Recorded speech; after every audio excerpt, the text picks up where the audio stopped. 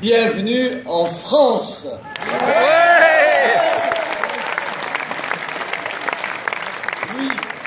Oui, bienvenue ici, dans un lieu où l'on respecte la France, où l'on aime la France, une France charnelle, une France réelle, mais une France inquiète et malgré tout, une France qui espère grâce à vous. Bienvenue à Béziers, où l'on a gagné ensemble le droit de vivre comme on le veut. Oui. Avec, oui Gérard, une crèche à l'hôtel de ville.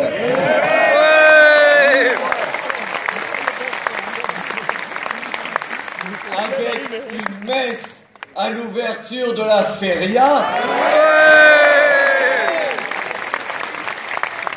Avec une police municipale armée. Et demain, je l'espère, avec une garde bitéroise au mieux défendre nos concitoyens. Ici, vous le savez, nous sommes sur une terre de résistance, une terre de sang, une terre de révolte. Ici, c'est Béziers.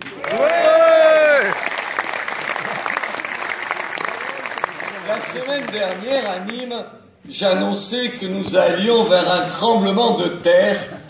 Dimanche, la terre a tremblé. Le sol s'est dérobé sous les pieds d'une classe politique apeurée, horrifiée, épouvantée. Dans deux régions, la gauche s'est suicidée.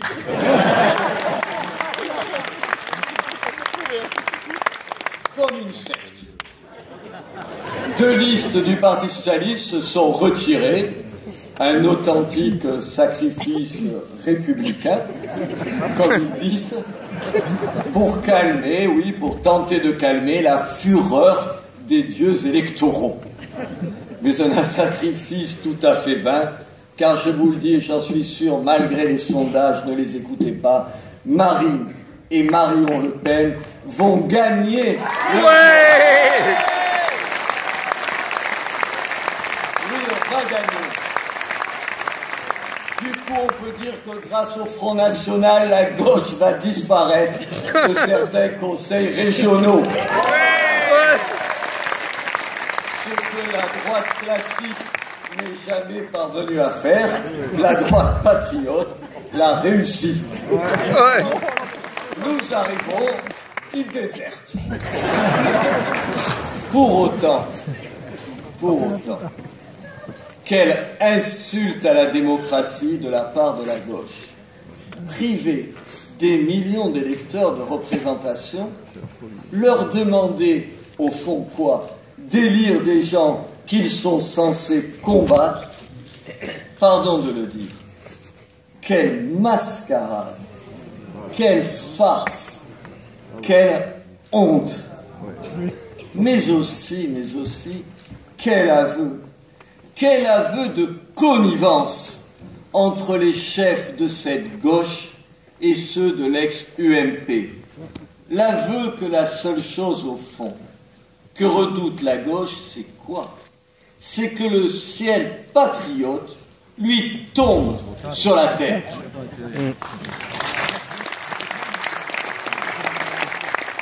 Avec cet aveu, la droite patriote est maintenant, personne ne peut en douter, la seule vraie alternative pour diriger ce pays, ces régions et oui, notre région.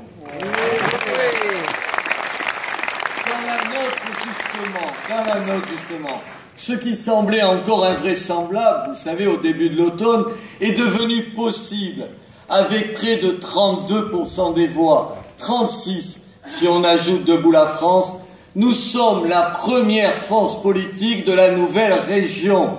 C'est, je pèse mes mots, considérable, c'est inouï. Mais je vous le dis, ce n'est pas suffisant. Tout va se jouer dimanche. Dimanche, nous saurons. Nous saurons si cette région, si notre région, va rester entre les mains de la gauche socialo-communiste, entre les mains des candidats de François Hollande, entre les mains de ceux qui depuis tant d'années, depuis trop d'années, échouent et échouent encore à la tête de notre région comme de notre pays. Tout doit être fait pour la gagner, tu as raison, Gérard. Tout, alors que nous avons une chance historique de l'emporter, nous devons tous aller chercher les voix une à une, partout. Le vote utile, le seul vote utile, c'est Louis Alliot.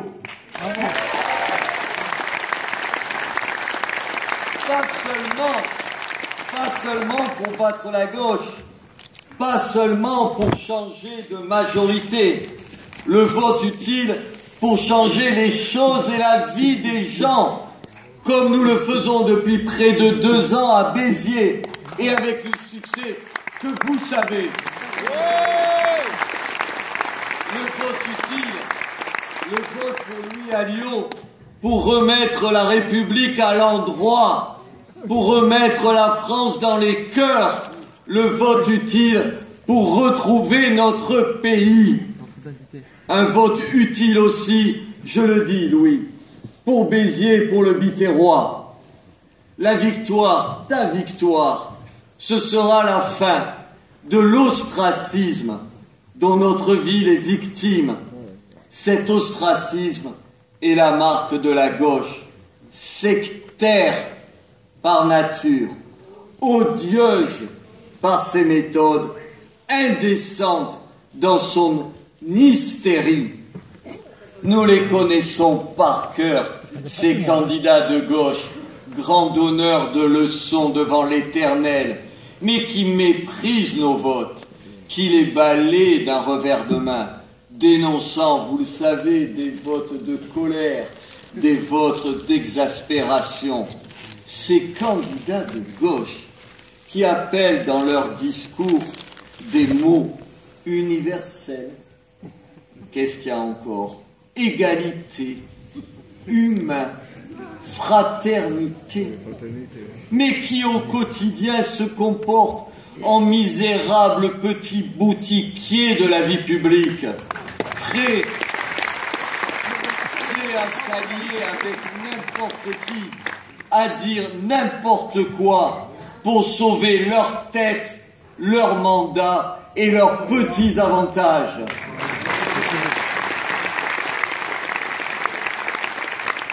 Ce vote utile, en donnant la victoire à Louis Alliot, permettrait enfin à notre ville de bénéficier du soutien auquel elle a droit, auquel Béziers a droit, mais sans rien enlever aux autres, car c'est notre conception des choses. Surtout, ne pas leur ressembler. Ne pas ressembler à ces vieux partis qui ont transformé notre nation en une république bananière où le clientélisme le dispute au chantage électoral. Vous savez, je le dis souvent et je le redis ici, je ne suis pas adhérent au Front National. Ce n'est pas une coquetterie de ma part. Ce n'est pas, je vous le dis, une distance que j'instaure pour me protéger de je ne sais quoi. C'est au contraire un point solide, un point d'appui sur lequel nous pouvons avancer ensemble. C'est précisément parce que je ne suis pas au Front National que mon soutien trouve toute sa légitimité. Ce soutien n'est pas intéressé, c'est un choix, mieux, c'est un engagement auprès de vous. fait en toute liberté et en toute lucidité. Comme beaucoup de Français, je n'ai rien à vendre. Je suis prêt à tout donner, Louis, à tout te donner. Mon soutien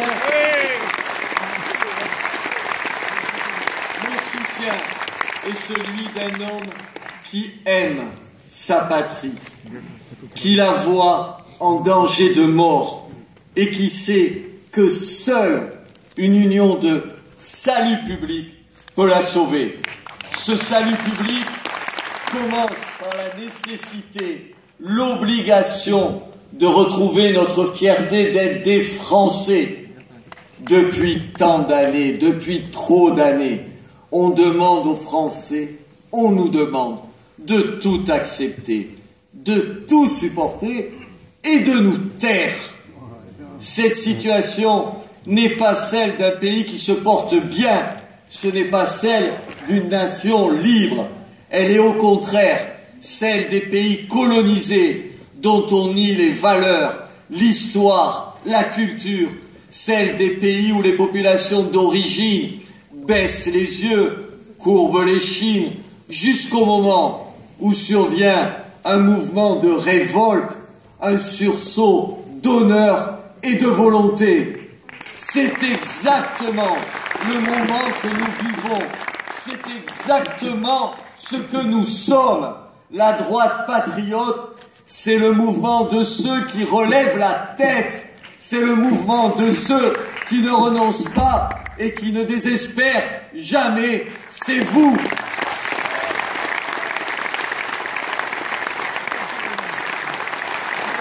En face de nous, pour ce deuxième tour, nous avons Carole Delga.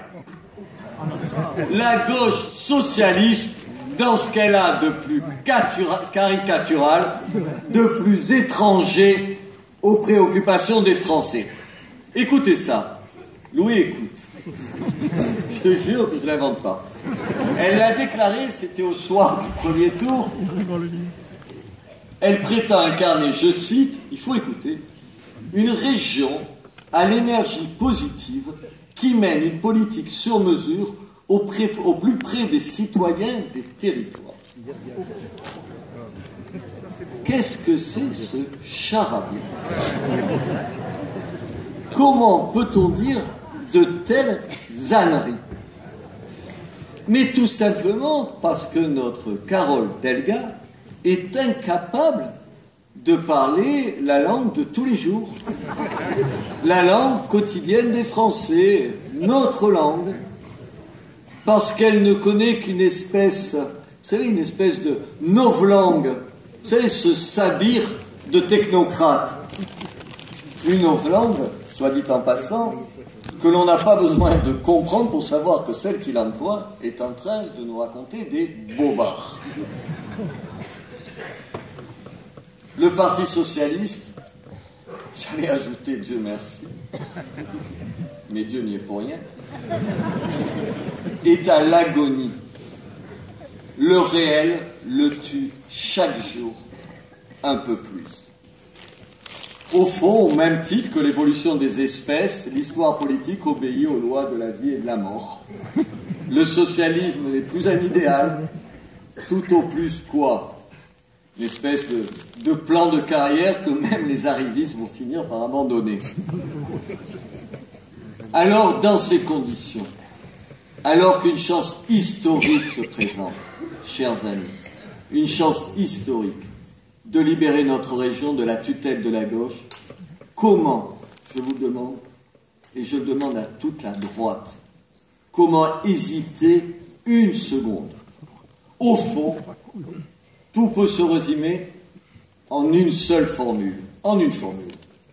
Vous êtes de droite, alors faites battre la gauche, et pour cela, faites gagner la droite patriote. C'est simple, c'est ce qu'il faut répéter à longueur de temps, heure après heure, jour après jour. Dimanche prochain, il faut le dire autour de nous, il faut utiliser notre bulletin de vote pour envoyer à François Hollande un message simple, fort et clair. le seul qu'il comprend. Prépare tes valises, nous arrivons. Oh, père!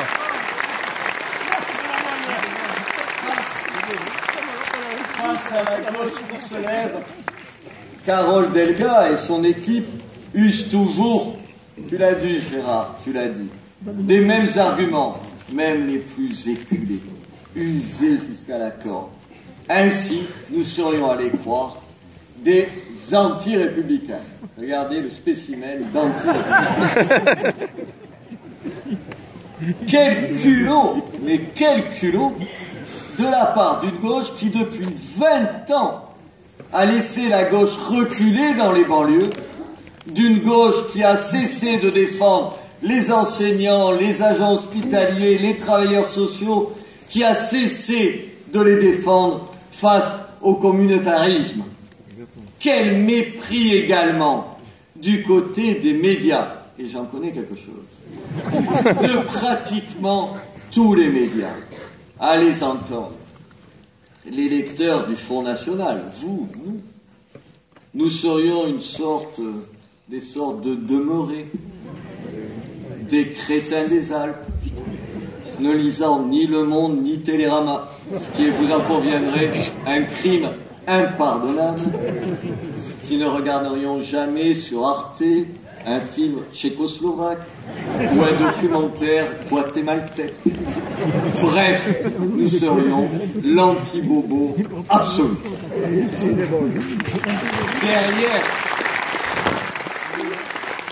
Derrière l'humour, il faut bien en avoir, quand même, cette morgue est insupportable.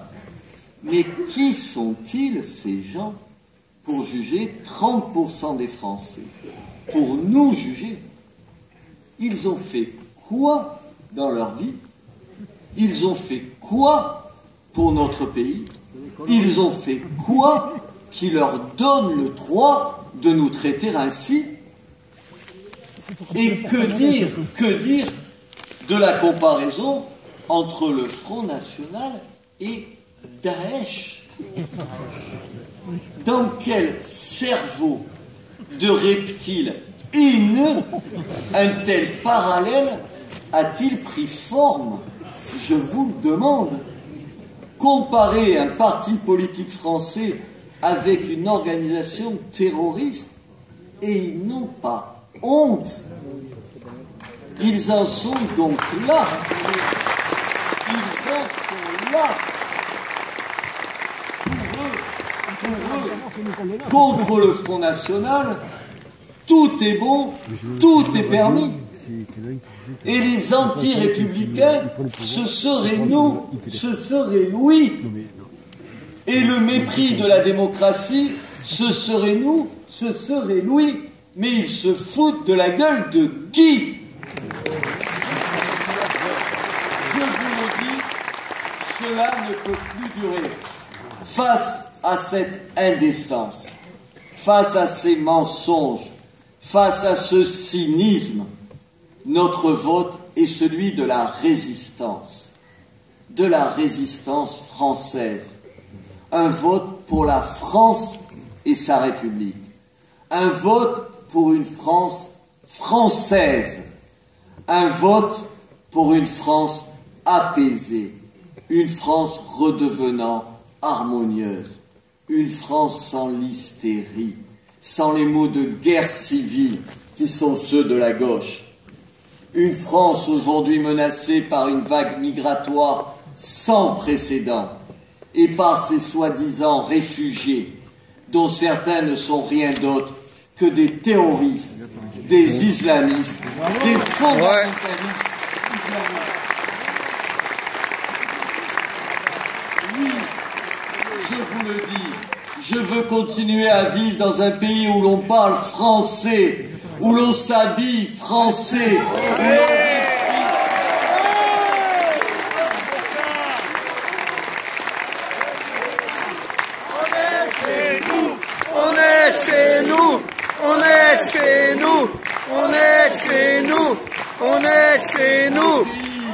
un pays où l'on respire français, où l'on aime français. Je veux continuer à me promener dans des villages bâtis autour d'une église. Je veux être français en France.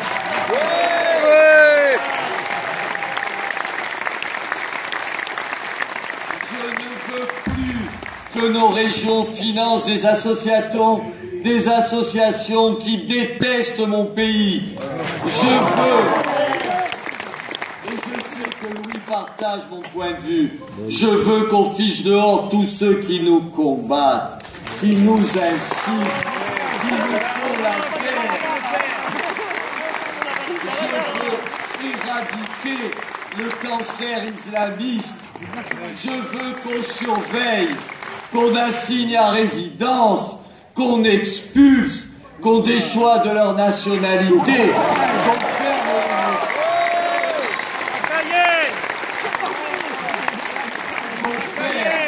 les mosquées salafistes, qu'on fasse taire les imams incendiaires,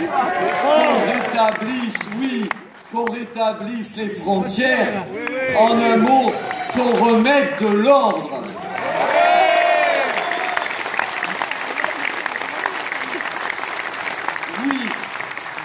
Oui, de l'ordre, car seul l'ordre garantit la liberté et la justice.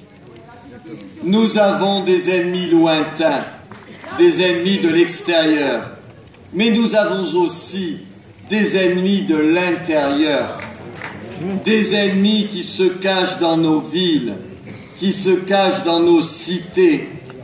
Et face à eux, face à tous ceux qui abaissent, qui méprisent, qui haïssent notre pays, votre pays, mon pays, face à eux, il faut résister.